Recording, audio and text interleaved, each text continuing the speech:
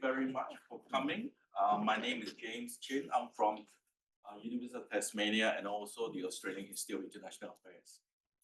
I'm very, very pleased that we managed to get all of you here this afternoon, and we're also very happy that we have a very good speaker with this afternoon, the Indonesian ambassador to Australia, Dr Siswo.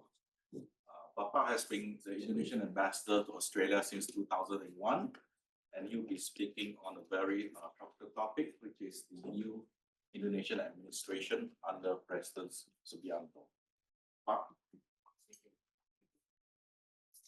Thank you very much. Yeah, I love anything extreme.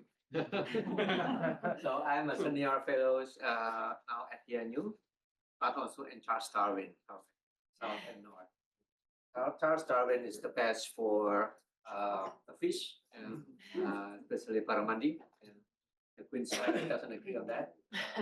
Canberra is very good for now, just recently, for the Shiraz as well. Even though it will be challenged by Tasmania, I believe. Yeah, so my talking today is on the Indonesian-Australia partnership post-election. Can we have the part of the screen here as well? So I can. You want to see your presentation? In here, yeah.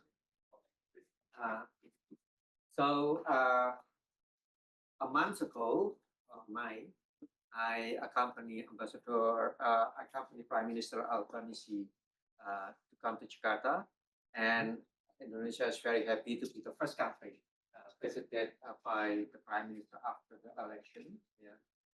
Just give a wedge on the relation between Indonesia and Australia.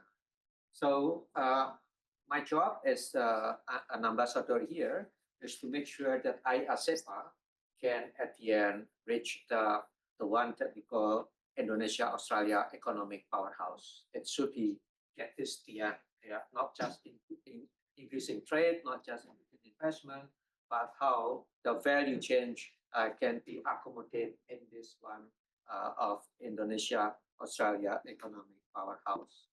So I might start with this slide. Just a compact history of Indonesia in the last 30 years. Yeah. We started Suharto, and then the transition period toward democracy, and SPY and Joko Widodo. Yeah. So at the end of the Suharto administration, yeah, the one is blue or my eyes that blue? This one is blue, right? Yeah, it's the not screen. Because of 2 glass of Pinono at that time in the first afternoon. So at the end of Suharto administration, our GDP, which was import parity, is 900 billion at that time. And you see the sloping down here because of the, you remember better than myself, is the Asian economic meltdown. And then we used the economic meltdown, start from Thailand at the time, as a way, as a leverage to launch our reform, very deep reform. And we understand during Suharto, the role of military is very strong. So we start the reform with the military. Yeah. And there are two guys that we deeply involved in the reform, is Susilo Bambang Yudhoyono at the time, and the other one is our ambassador in Manila now. Forgot the name. Yeah, but Yudhoyono is one of the architects of the military reform. So after the military reform, we have political reform and economic reform, and then to do to optimize the reform, there is no way then to amend our constitution. So we have 3 times amendment of the constitution. So this is the very dynamic years of 5 years in Indonesia. And this 3 president, Habibie is the one that really launched democratization in Indonesia. Yeah, and then Wahid and Megawati. Yeah. So 5 years we had 3 presidents. Yeah.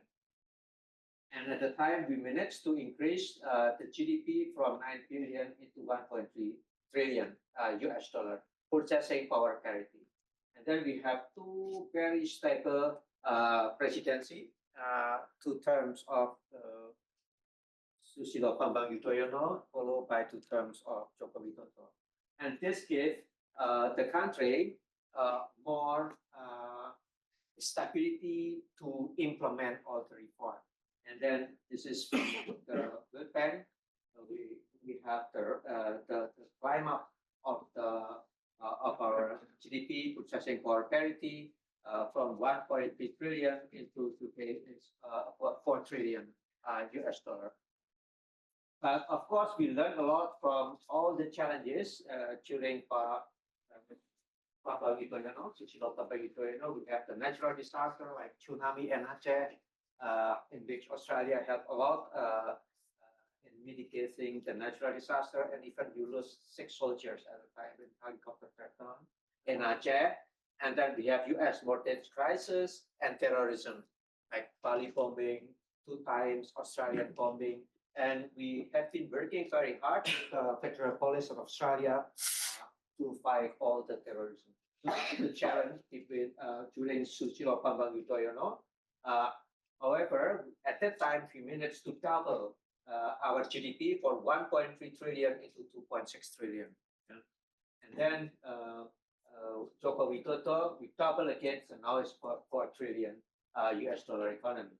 Now, one of the reasons for this constant this one is constant 5% economic growth every year. Sometimes 4.9, sometimes 5.2, yeah, but roughly 5%. Yeah.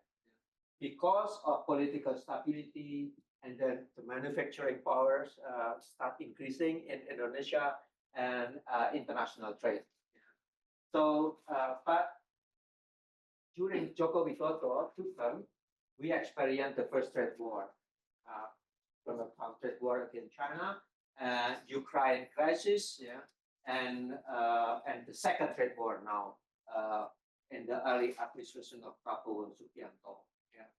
Now, the point is that we face a very difficult the next 5 years. That's what we believe. Yeah.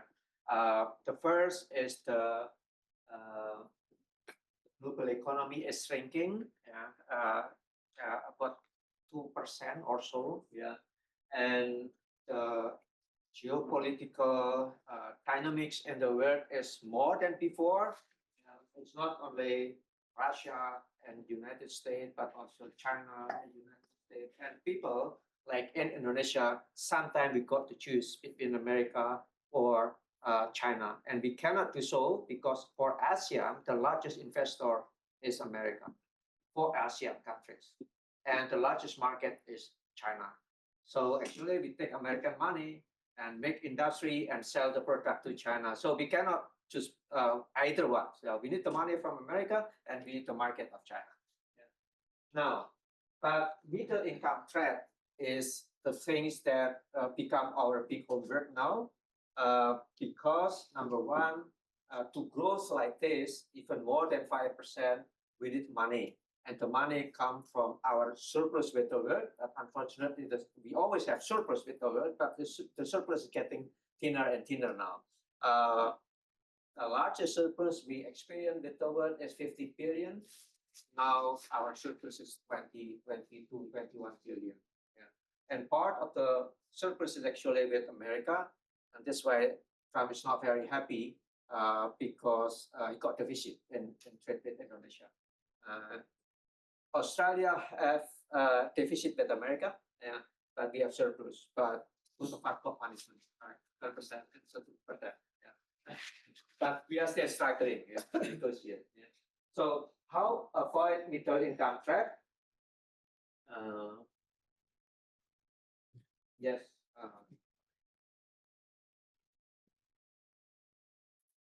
Yeah.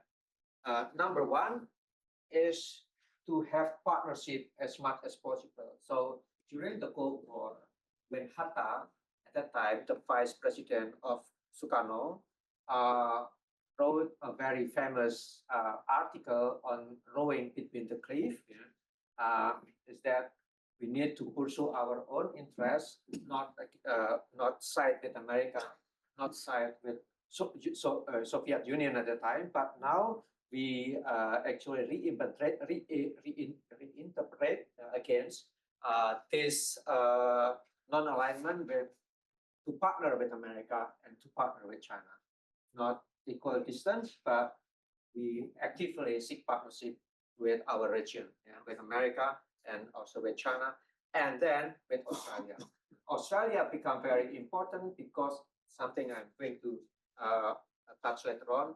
Our economic in the last 30 years is complementary and convergent between Asia and Australia. But now we also see the opportunity because the new government, that's why the title is the post-election. The new government, Prabowo government is 8 months so far in powers, and then we have the new Australian government, the second terms of Albanese, and both of them are actually won by landslide. For Prabowo, he won by 59% because we have direct election for the president. And in the parliament, this majority, Democrat, PAN, Golkar parties, and Gerindra, they make a coalition. So this is a strong government, both in the parliament or in the public direct election.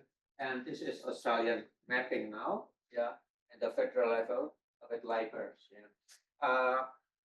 My point is that the two governments should have more confidence to talk one to the others. So this is the important point. The next one is actually on our strategy to grow more than 5%. Now it's really very difficult, but we must do it because we need to have more cash in our pocket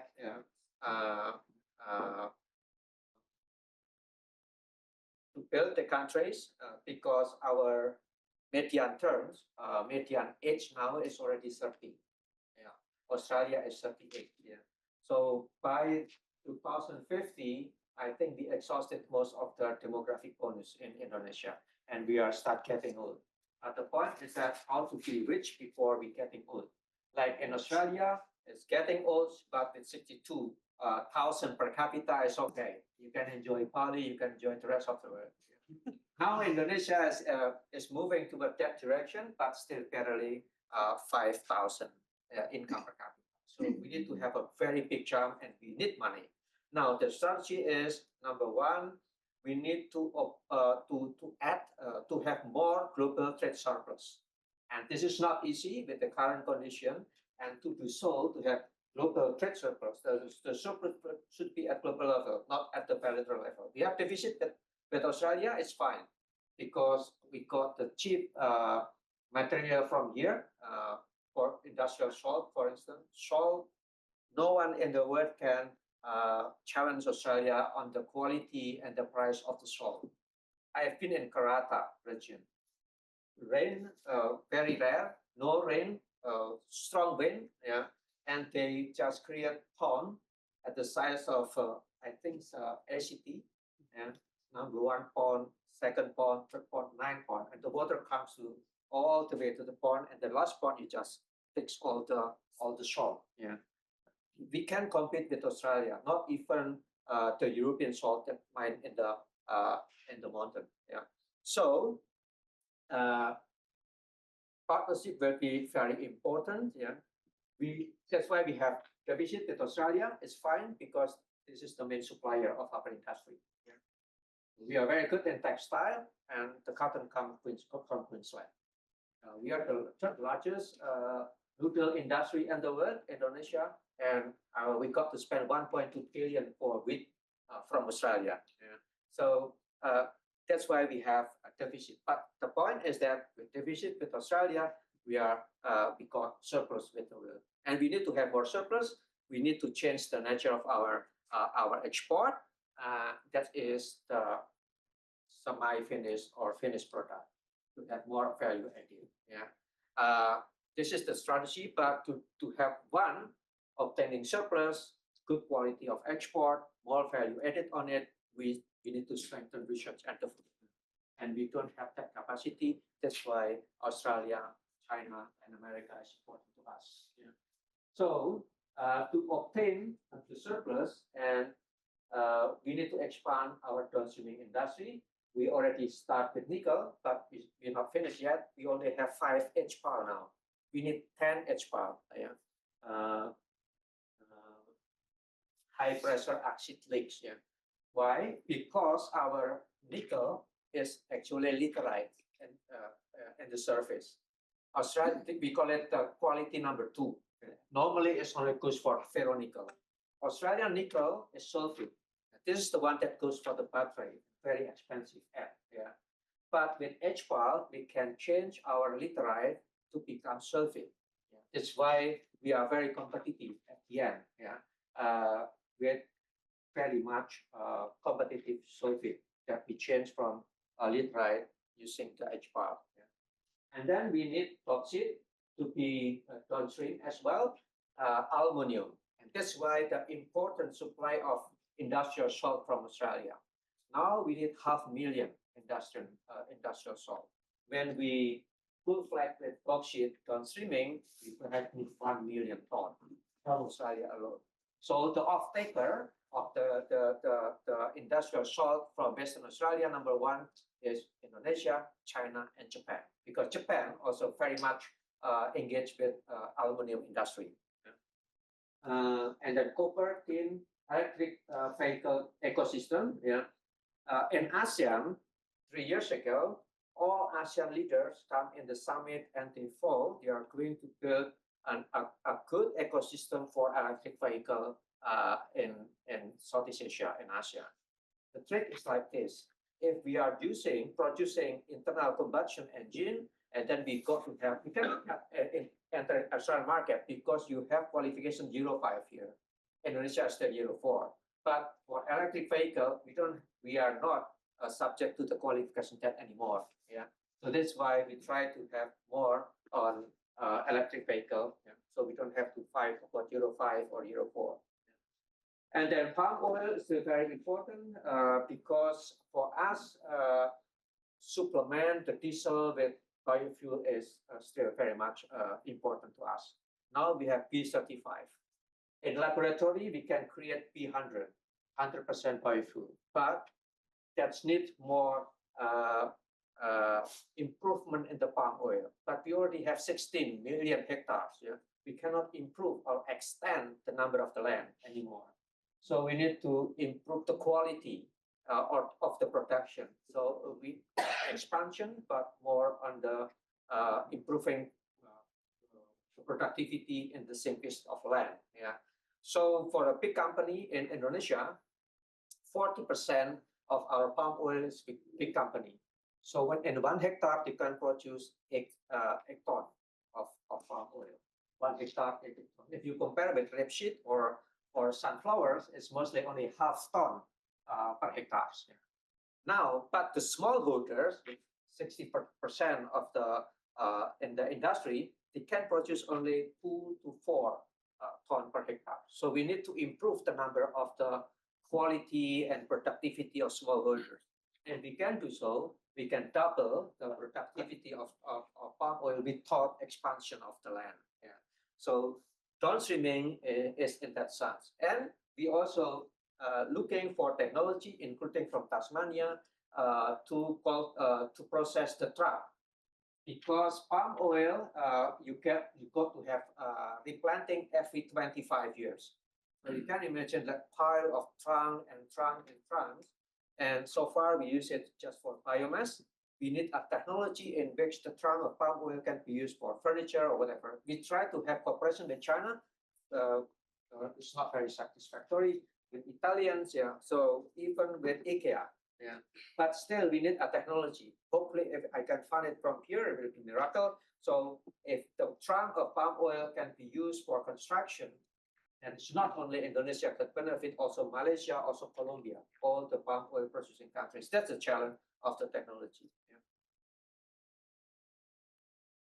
Now, during the conversation, it seems that the President Prabowo priority, there are 8, yeah, and the Australian priority, which was actually announced by Prime Minister Albanese 2 years ago in Jakarta, that Australian new Asia Economic Strategy 2040, they have 10 priority. And out of this 8 and 10, at least we have 6 that really can be married together. Yeah. Number 1, President Prabowo has a nutrition program like free meal, milk for the kids. Yeah, now it's 3 million kids. Yeah, but in the next 3 or 2 years or 3 years, the target is 82 million kids. Yeah. And food security. In Australia, you have agriculture and food as the priority, and then public health. For Indonesia is important, healthcare for Australia is important, education, we need a lot of education. Education scale is the nature of Australian services abroad, it's your export. Downstreaming industry and green energy transition is important for our government, for Indonesia, and also for Australia is priority number 4, resource and green energy transition as well. So the point is that we have intermingled priorities that we can work together, and landslide, they should make a fast decision, hopefully. We have green parties, but normally they are in the upper chamber, what's called it, in the Congress, yeah, but not in the Parliament anymore, yeah. But this is important to work on sustainability, yeah. Now, from here, if you are looking for the partners, normally we try to measure how is the convergence of the economy, not only complementary and convergence. And just this is a very basics that I learned from ANU at the time when I was an undergraduate, is to compare the ratio of GDP per capita, let's say between Australia and Indonesia, in particular times. Yeah. At the time from the 1990, and we found that here, let's see, Indonesia, the ratio is like 0.3. Yeah. 30 years later, I calculated again, and the ratio is more or less also 0.2. So that's why Indonesia isn't here. So all ASEAN countries, we try to see the comparison with Australia as the model, yeah, and we see that all of them at the 45-degree line. So it seems to me that the economics is not only complementary but also convergent. So this is from the macroeconomic side. So we believe that by ASEAN-Australia partnership is very important, and Australia is the first partner, strategic partner for ASEAN. We celebrate, I think it's 50 years anniversary of ASEAN-Australia relations. Yeah. So, but this 45-degree line is very important to see how convergent we are, and that's why we need to work more with Australia. And I believe that the economics powerhouse, Indonesia, Australia economic powerhouse, or ASEAN, Australia economic powerhouse, is something that we can attain, yeah, in the future. So this is the competitiveness ranking and how important Australia for us, yeah. If you look at this is from the IMD, World Competitiveness Yearbook 2024. We just downloaded it 2 months ago. Actually, our competitiveness, overall performance for Indonesia out of 67 countries, we climb from we are climbing now from rank number 40 into 27. Yeah, but we still have problem like with international trade, especially for simplified our regulation and so on. We still have problem and the health, yeah, and environment on the ESG here, and we have problem on education. So we need to do our homework so our competitiveness will be more and more sustainable. But if we compare with Australia, which is also improving from 18 to 13, and this is all the number. And in here, when we are very bad, Australia is very good. Yeah. And here, when we are very bad, Australia is very good. So this is my homework, the homework of the embassy now, to work on ESG with Australia. So for instance, BRIN and Swinburne University, they have the MOU on the alternative battery material, yeah, and on higher degree, yeah, cooperation. And the health system and the environment. So this is the homework of the embassy now, to have as much as possible like joint degree. The minister told me like we need more joint degree with Australia. So for instance, the champion in Tasmania is on the marine science. I think at the QS level, you rank number 51. This is very good, yeah, within 100. So actually, the government aim at every university with the ranks between 1 to 100 to have cooperation with Indonesia.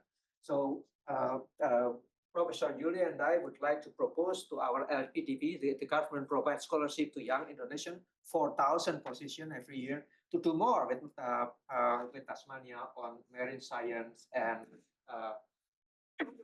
ship construction. Yeah. And this is the way that we can overcome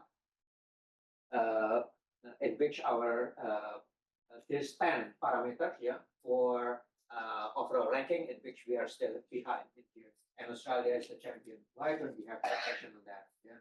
So this is again the importance of Australia for Indonesia and Indonesia for Australia if we would like to have the economic powerhouse.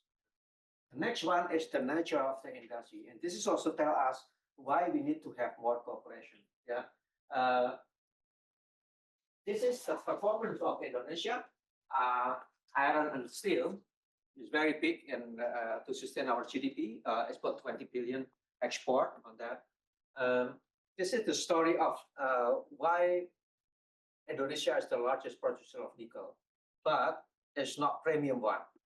It's secondary nickel because it goes mostly not for the battery, but for ferrosteel, for stainless steel. Yeah.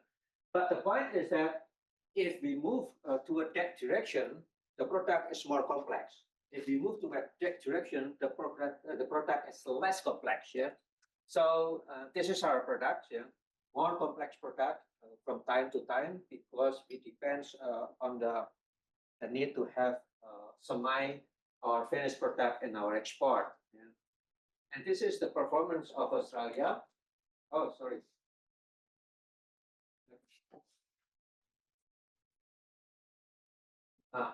This is Australia. You can see the ball is smaller here. Yeah.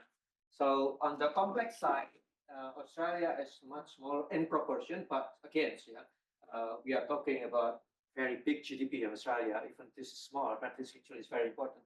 And high tech, at which we can learn more on high tech from here, precisions, IT, all the high tech technology. Yeah, Australia have it here. Even the number is small because most of them are still pretty much on raw material. Yeah. Now, let's say if we are talking about battery, yeah, there are two kinds, the NCM and the LFP. We love the NCM because nickel, cobalt, and manganese, at least we have the nickel. And the proportion is 8:1:1 now. Yeah, that means explosion of nickel, 1 cobalt, and 1 manganese. And that's good for our downstreaming. Yeah. Now, LFP battery, we also produce lithium ferrophosphate. That's why Indonesia is very active in mining phosphate in Northern Territory as well. So big companies like Sinarmas, Salim Group, Adaro, yeah, Puma, yeah, is very active in Australia for mining, and we are really need to have more concession on lithium. Yeah, and there is vision on that. Yeah, so because LFP battery, you need more lithium, yeah, and phosphate. We have phosphate mining in Australia, but not yet lithium. Yeah, nickel we have it. Cobalt we can get it from somewhere. Yeah, and this is the need for electric vehicle. Yeah, for nickel we need that much. You know, we can self-sufficient on that. Graphite it's available in Australia, but 60% of the graphite is not actually it's not natural. It's more man-made, synthetic. So we produce synthetic graphite. Yeah. And cobalt. Now, the point is in this kind of industry, yeah, how Indonesia and Australia can work together, because you also have a plan for the future made in Australia, and Indonesia have a plan on downstreaming. With the structure of this kind of industry,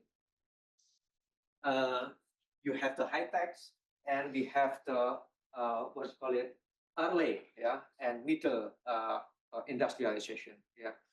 And the point is that it will be easier and cheaper for Australia if you start with, because if we have like 3 stages, yeah, the first one, second one, you will be at the end with all the high tech. We're with Indonesia for the second, the first and second phase, because we are much more competitive on energy, yeah, In Indonesia, for kilowatt hours, you pay only 10 cents, 9 cents mostly. In Tasmania, it's between 25 until 30 cents per kilowatt hour, even though you have mostly sustainable, 100% from here. Yeah. Now, in Victoria, it will be crazy. It's about 40 cents per kilowatt hour. Compare with Asia, in Laos, you can get 8 cents or 9 cents per kilowatt hour hydro from Mekong River. Yeah. So that's why when Singapore would like to have energy from Australia, the competition is mostly from the Mekong River because they sell 9 cents per kilowatt hours from here because the capex is very big and the cost production of solar panel and send it to Singapore might you end up with 25 cents. And Singapore will choose 8 cents is good. It's also green. Yeah. So if you start with the early production, second phase of production in Indonesia, labor also cheaper. And here in Tasmania, in 1 week, at least you pay the minimum 1,000. In Indonesia, $15. Yeah. So in a week, it will be about 500 or so. Yeah. So it's much cheaper to do things in Indonesia. Yeah. Perhaps only 1/10 of the price in here. But in the latter stage, when it comes to technology, you bring everything back to Australia again. Yeah, this is the level of industrialization from, I took it from World Bank. Yeah, this is Indonesia. Now it's about 19 or 20% of our GDP sustained by manufacturing. And this is Australia, the green part. I have about 10% or so sustained by manufacturing. So you can see that working with Indonesia would give you more leverage in the global market. Yeah. The last one is actually the good example on battery because we cannot, at the present moment, we need lithium and we have nickel. So there are 3 stages of battery production. Number 1 is upstream, of course, on the mining side. Yeah, we have everything, just lithium. We don't have it. And here, and the midstream, we have almost everything except the red one. We don't have it. Yeah, so we almost complete the ecosystem. Yeah, we have MHP, we have NPI, sulfuric acid. And the good thing is, and in every pillar, you have green energy, but it's still limited, like 30%, 25%. So for instance, I visited Surabaya, in which Canadian Valley or Vale to have mining on nickel and nickel processing. The green powers actually coming from the, what's called it, we have many lakes in the mountain. Yeah. So from glacier lake. Yeah. So we call it runoff river. So we don't use reservoir like normally in big river. Yeah. With a big dam. Yeah. But this is like small stream from the mountain, and you have the first turbine, second turbine, third turbine, and now we send our expert to learn from Tasmania, from Australia to pump the water up again. Yeah. So this is much better for the environment because it will not be disruptive to the ecosystem. Yeah. And we provide that, yeah, in most of the industrial area. Yeah. Now we are almost finishing the high-tech downstream as well. So for instance, lithium hydroxide. Yeah, I'm going to bring an Australian company on July to see our processing. In here is UC under construction, but this was the map from 2 years ago. Now they are operational. Yeah. So I'm going to bring from Perth and Northern Territory to see our facility, hopefully, because Australia is the largest producer of spodumene. Yeah. Spodumene is actually a concentrate of lithium, which is only 5%, 5.5%. And then you brought every spodumene, most of the spodumene, 85% to China. And in China, being processed into its we can do the same now in Java, yeah, or in Sulawesi, which is about 1,500 nautical miles from Australia. But China is still 7,000. Yeah, it's long. Yeah, So you can have it much closer from home, yeah, near shoring, yeah. I think this is important in the for the business, yeah, to have processing in Indonesia. We have the capacity to process your sulfate into mate now, and then we can send it back to Australia for the industry, yeah, for the high-tech industry. But at least for the labor intensive, for the energy intensive, you can do it in Indonesia. If we are not perfect on the ESG, help us to be perfect on the ESG. This will be another business as well.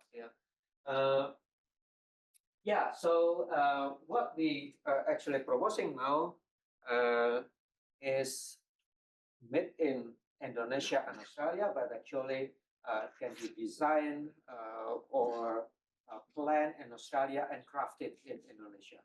Because at the end, when it's come to this high tax, we send it back to Australia, and you can continue with the high tax because you are very, very much competitive on that. Yeah. So this will be the nature of how the two countries can work together. Even during the meeting with Prime Minister President Prabowo told the audience something like, okay, if we cannot meet the standard in Australia, you don't have to lower your standard. Because if we are talking about non-tariff barrier, 76% of all import into Australia is covered by non-tariff. America is 77%, Indonesia is 60%. Yeah. So, but the point is that for us, you don't have to lower, but train us, upscale us, so we can pass the requirement. Because this makes us become more and more competitive, according to the competitive standard by IMD. I think that's it. Thank you very much.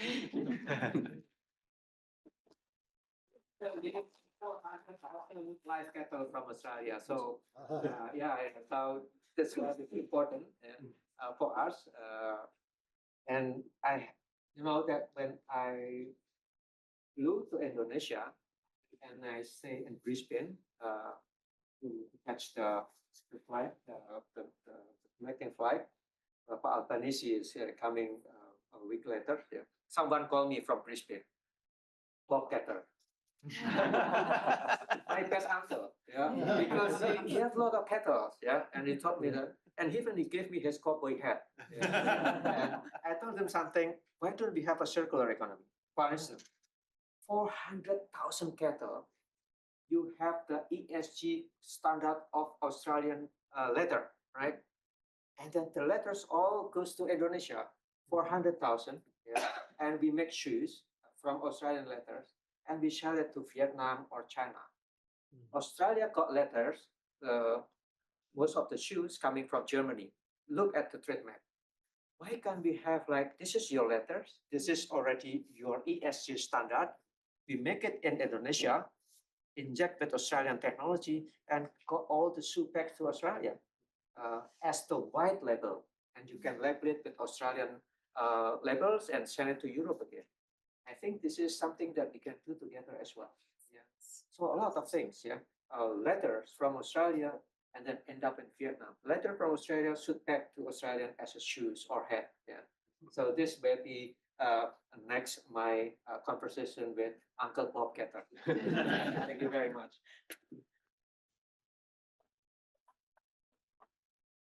Thank you. So I think it's fairly obvious from the presentation by the ambassador, there are lots of business opportunities for Australian businesses if they're willing to go to Indonesia. So I'm happy to open up the floor for questions. I'm sure the ambassador is happy to answer any questions you have about Indonesia. Well, a lot of Australians, of course, go to Bali, and tourism is a big money spender around the world. Would you like to make a couple of comments on Bali or other tourism opportunities in Indonesia? Yes, from the statistic, I learned from the statistic that number one, Australian investment is in mining, and number two is on tourism. Yeah, so mostly the good thing about Australian, 72% of Australian investment is the middle or eastern part of Indonesia. So we call it beyond Bali. Yeah. Yes. And Australia make resort. It's not necessarily hotel, but resort with Australian standard. Yeah. in Mataram or in Labuan Bajo, yeah, which is good for us, yeah, and it's good for Australian tourists. And there is a funny story about that, why we love Australian wine. Yeah. In the past, we only drink European wine because we are a colony of the Dutch and even French. And one day we have quarrel with European Union because of the palm oil. They stop our palm oil, then we stop their wine. But we have like 15 million tourists in Indonesia crafting on wine, so we get it from Australia.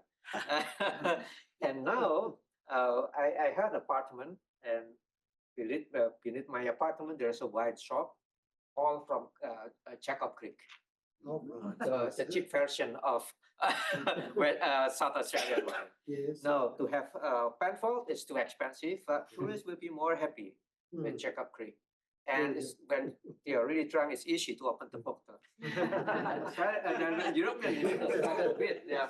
But this one, like, it's very easy. Good point. So most of the wine now is Australian, and your best competition is actually come from Chile and South Africa. But this is the story of another circular economy. You invest in the resort, Australian wine stays in Australian resort, and you drink Australian wine again. Yeah. Very good. But we can supply them with the best scenery in the world Thank and you. hospitality. Yeah. Yes, please, sir. Thank you very much. You've identified a great many opportunities for the development of relationships. The general understanding we have here, however, has been that Australian enterprises have been very slow to develop relationships in Indonesia or to exploit opportunities. May I ask what your experience has been in dealing with Australian companies? Are you finding a reluctance or? Yes, I think this is a matter of knowing the culture. Yeah, sometimes the unknown is scary.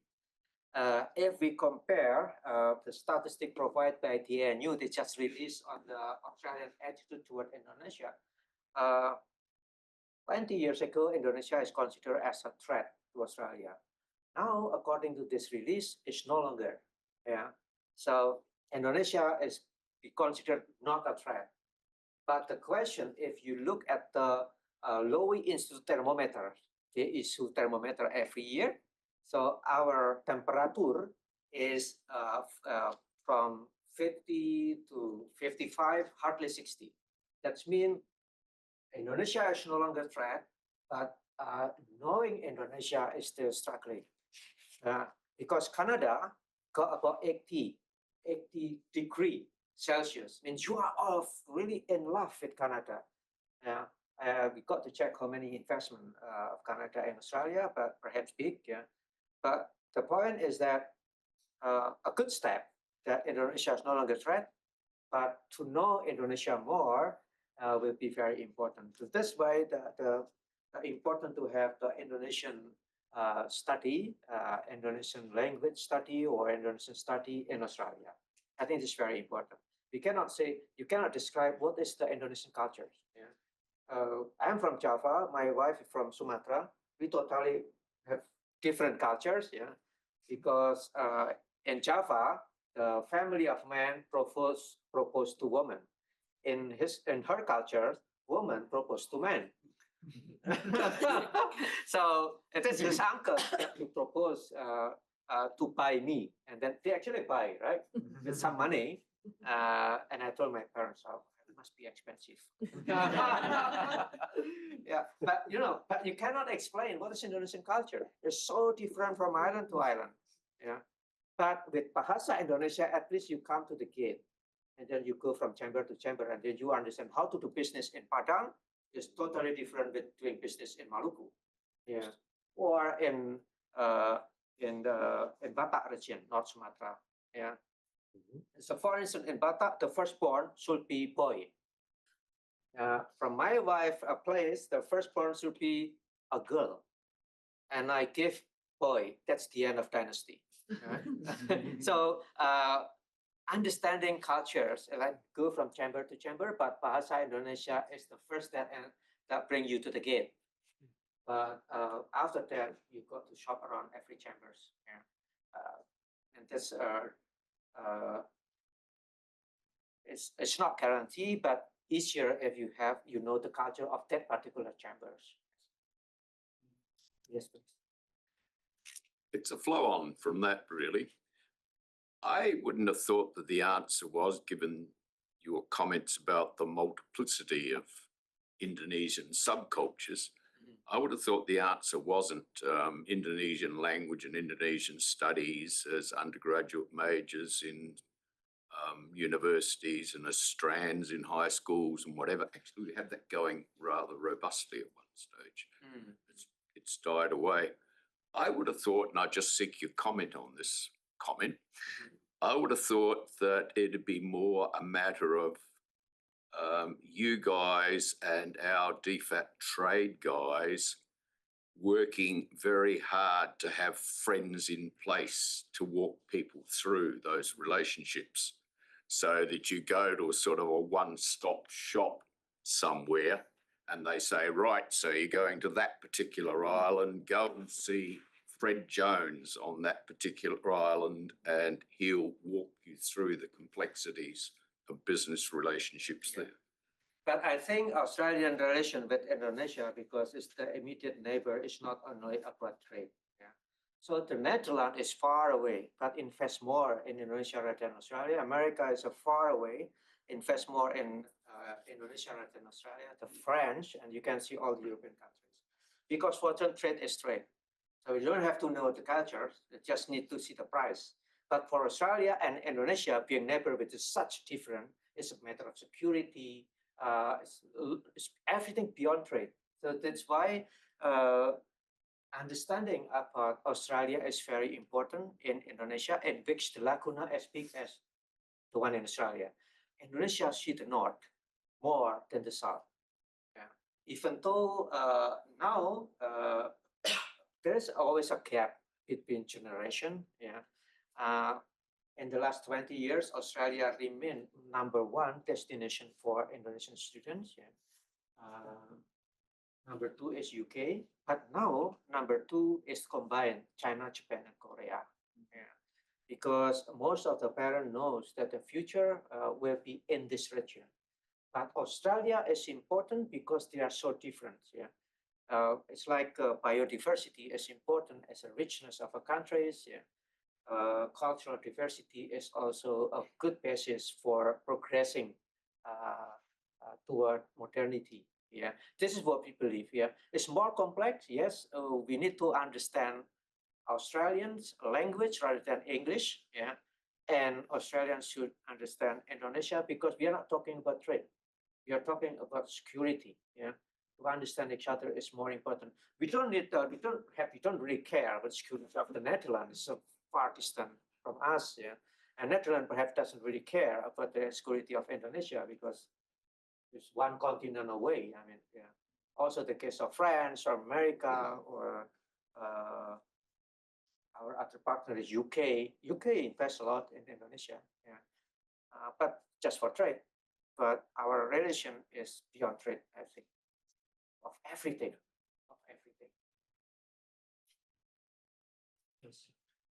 Could you comment on that in the context now that I think it's only 12 universities in Australia offer Indonesian now as a language, and in the Australian curriculum, and we were just talking about, I think nationwide, it's no longer in the primary and secondary curriculum. And 10 years ago, Indonesian was my major at university, and now it's not available.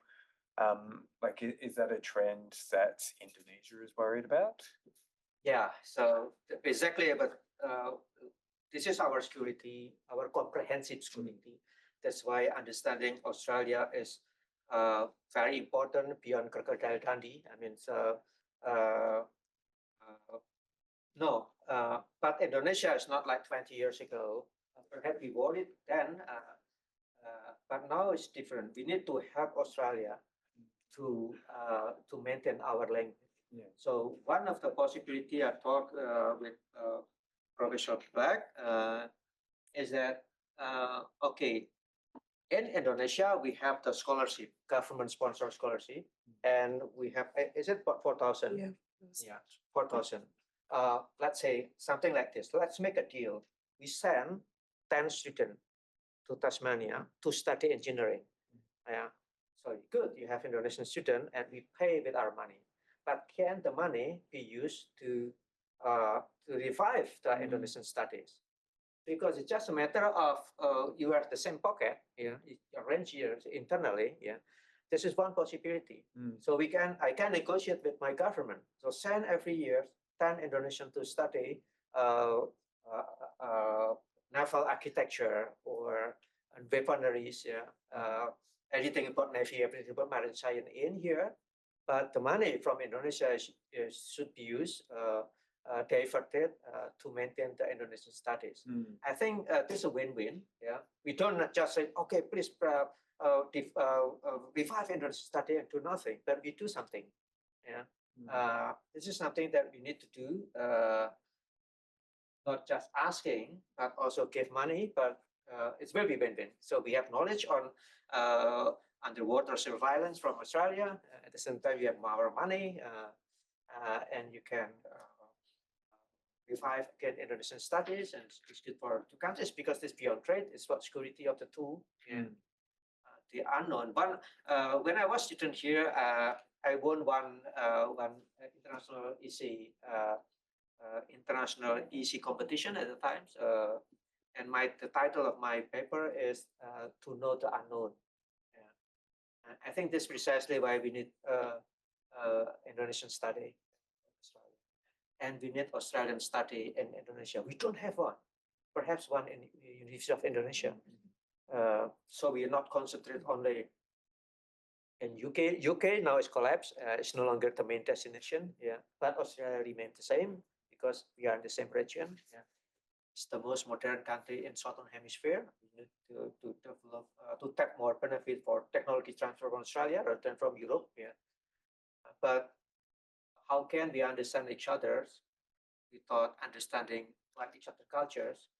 And bahasa is the starting point. Yeah. Ma'am, next question. It's a change of direction. Your first point on the ASEAN thing was to do with agriculture and food. What are food security, what are the problems in food security that you see for Indonesia? Yeah, so this is the place of neighbor with so different. Yeah, you are one continent and one island, Tasmania. We don't have continent, but we are 17,000 islands. Yeah. So if we are talking about, for instance, food security in terms of meat, in a way we can compete with Australia because the land mass give you beneficial.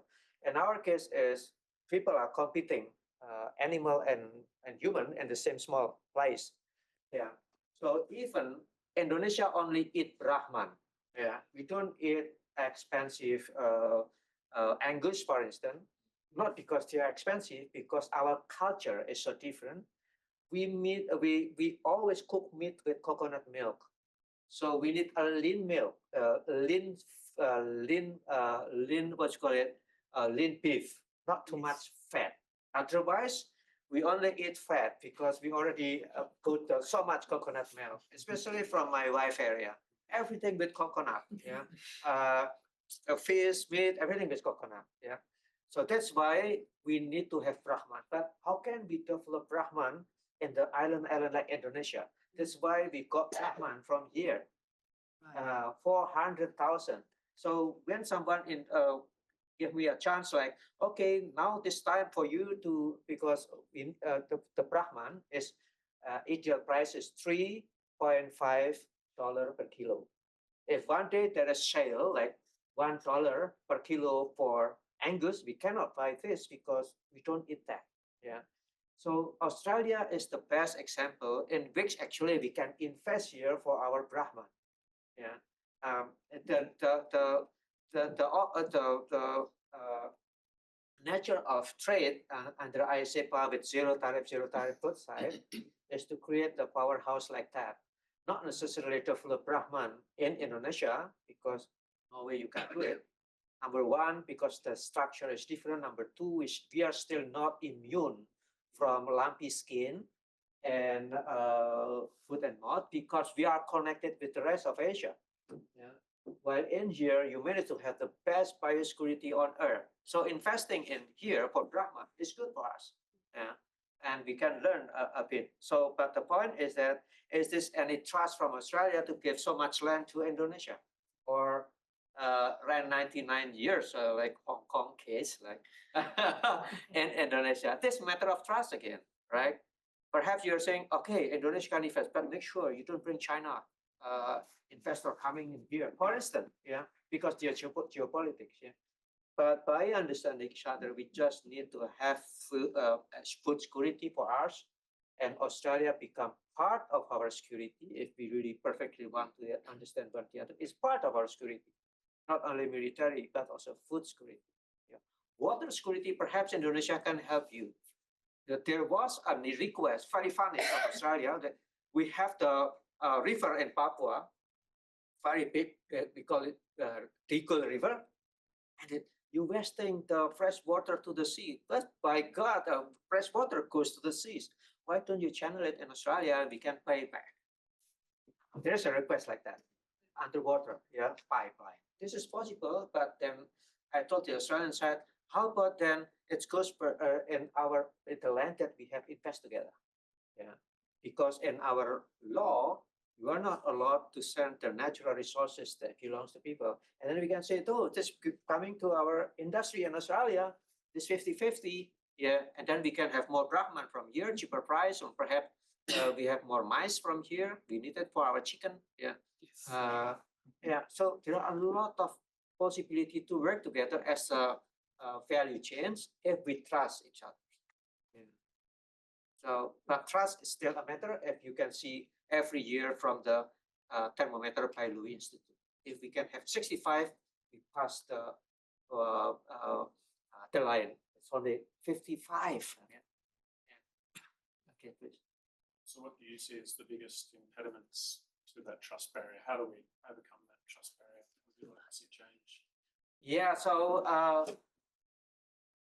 NAFTA is a good example before Trump.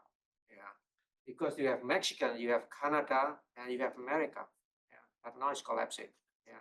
So the point is that on the FTA or economic powerhouse, we don't have to share the same culture.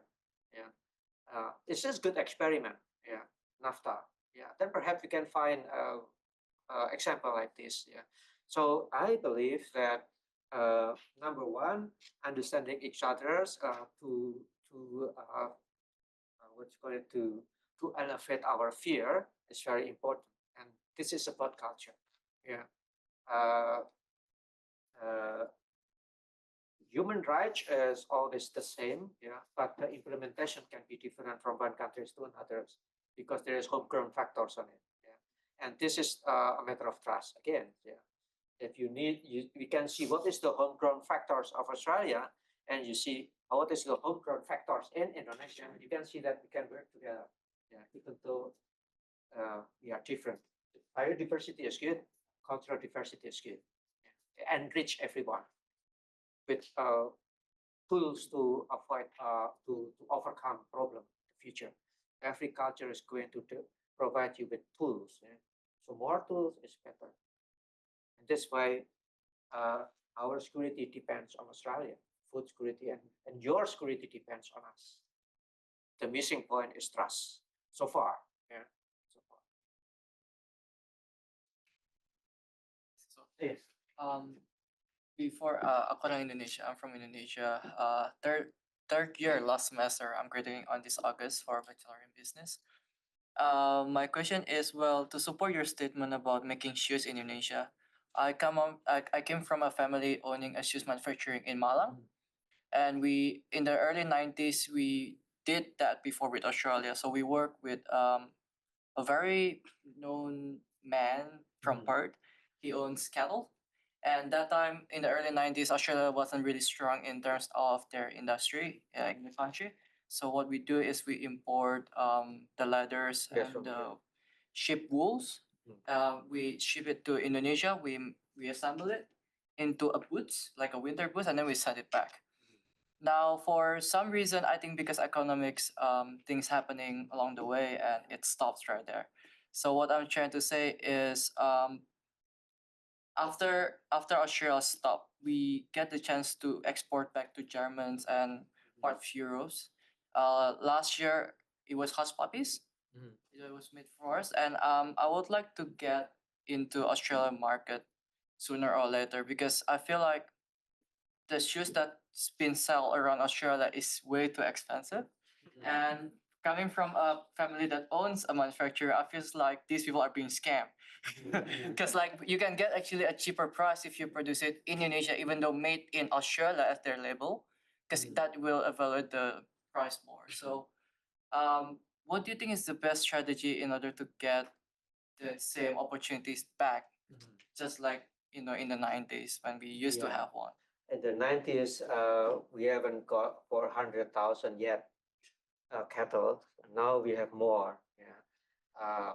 We had incident in the past when the cattle was banned from Indonesia. Now I think they have some court ruling already for the companies that are complaining about that. Yeah, but my point is this. Yeah. If you look at the trade map, because trade map will not lie, trade map is from the custom. And then you know that most of the shoes coming from Germany and Australia. But the ECG, the environment and social and governance is not Australian because it's German products, perhaps Italian leather. Yeah. But my point is that we need to set up the rule of origin. Yeah. So just negotiate what will be the rule of origin. If 50% is from Australia, another 50% is from Indonesia, and we can claim it the joint products, then Indonesia can have the benefit because Australia have the FTA with United States that can go zero tariff to United States because it's considered Australian product, right? But at the same time, we have a lot of FTA with Korea and others, and Australian can benefit as well because zero tariff to Korea under the rule of origin, for instance. So there is possibility like that. Yeah. But again, we need to talk just to convince this is your letter. Why don't you use your own letter? Yeah. Now, after talking with the Apindo Association, yeah, then comes the second challenge is on the apparel. Yeah. No, the point is this: when China got 120%, cannot get into American market, all the Chinese product is turned over Asia, very cheap. Yeah, very cheap. In some Asian countries, it's very quick to respond.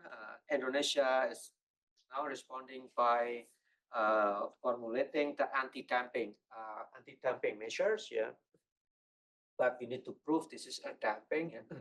But at the same time, we offered the Australian like, okay, we are the largest in Asia garment industry, like it's very big. Yeah, but our status in macroeconomy, you can call it as the production is big, but we're losing competitiveness. Yeah. Now we call this sunset. Yeah. Means that big production. If you look at the trade map, we are talking about million, but Australian production is small, a couple of thousand. But competitiveness in the rising. We call it sunrise. Yeah. Why? Because Australia have a better branding, yeah, and trusted by European friends that buy the high-end products. Yeah. So our offer is this. We still have a very modern machineries mostly from China. Yeah. Very skilled laborers with cheap price and cheap energy. If we can supply Australia with our product, we call it white labels, no labels, and you put the label in here. But of course, we need to fulfill Australian standard, and you can upscale our industry with that. Yeah, and then can go to the high-end market in Europe. Yeah, so everyone got benefit. Yeah, now this Australian investment on this style is in Bangladesh. Yeah. In Bangladesh, you invest for exactly like this, but Bangladesh is small. We are big. Yeah. So ASEPA should go to that direction. Australian design made in Indonesia, and we can go to the Australian captive market and use this possibility because Bangladesh can. Australian Bangladesh can. Are you feeling the effect of the Trump thing like China? I know they weren't as nasty to you. But Sorry. are you feeling the effects of Trump in Indonesia with your trade to Yeah, America? actually, our studies show something like this. Yeah, the least developed countries normally have more consequence. Yeah. If the economic is getting worse, you can expect more violence domestically. Yeah.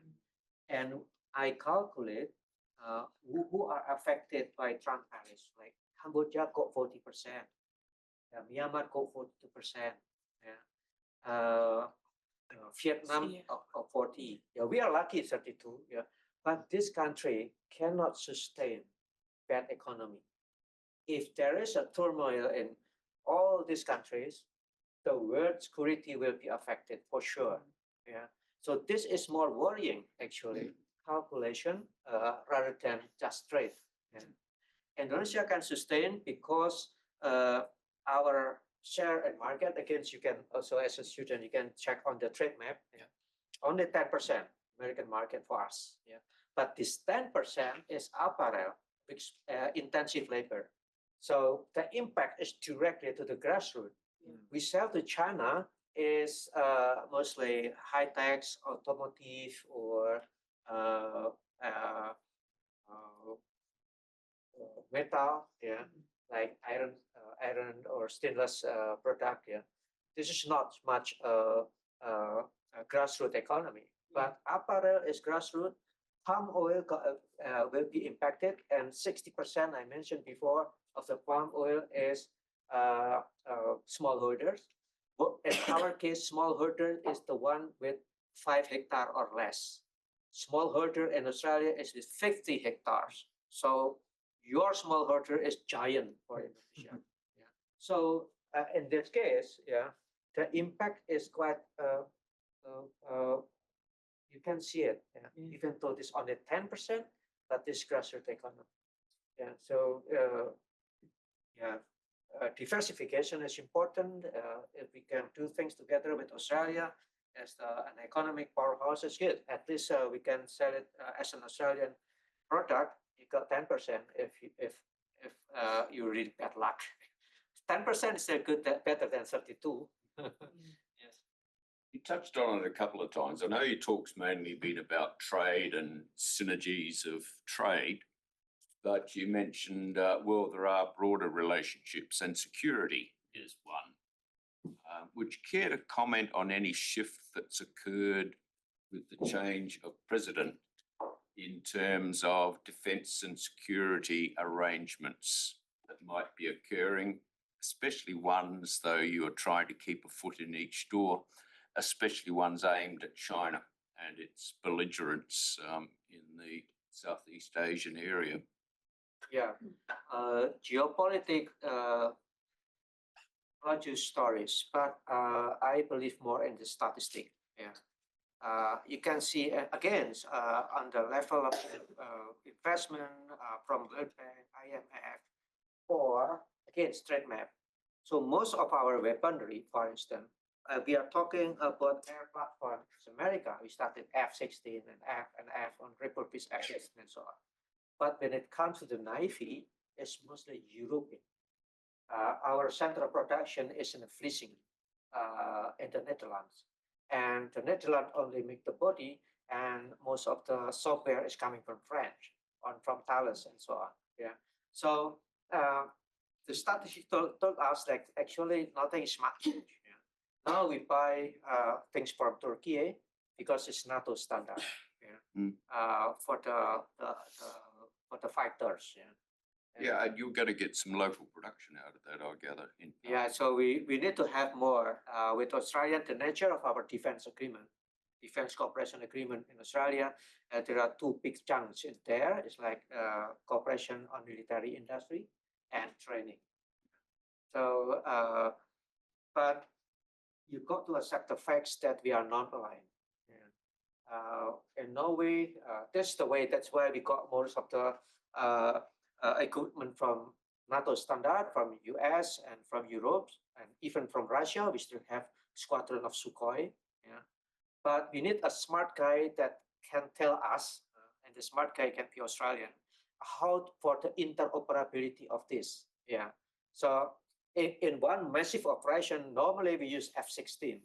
It's the first coming to bomb everything, and they back, and you got to be prepared with the dogfight, and the Sukhoi will be good for the dogfight because they have stay longer in the air, and then we need to have the second, the third wave is normally rescue. That's normally with PO and helicopters. Yeah, so but this is another knowledge. Yeah, and how the different piece of equipment with the different war cultures. Yeah. Can operate together. Yeah. So I have spoken with one guy from Tasmania, and he trained a lot of Navy in here. Perhaps with more military strategic thinking on tactical ones, in which the interoperability can be optimized. Probably need to talk to the Ukrainians. They've got a mix of kit. Yeah. So there's a good example in which Ukraine used a lot of equipment from all of our countries. Whoa. Yeah, but this is short term. We talk about long term. But this is the cost of maintaining the non-alignment. It's more expensive actually. But again, in terms of economics, they give more certainty to companies. In the geopolitical situation like that, they know that Indonesia is not going to take side. And this 270 million market is for everyone. Yeah, we are not going to take side. That's mean everything is business. It's more like that. Even though we got to pay in defense higher price because interoperability is quite heavy.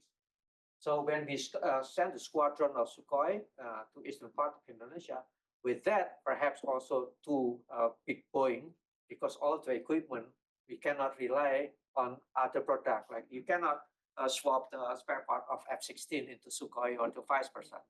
That is very expensive to us. But this is the political cost that we got to deal with. All right. I think time is called out first.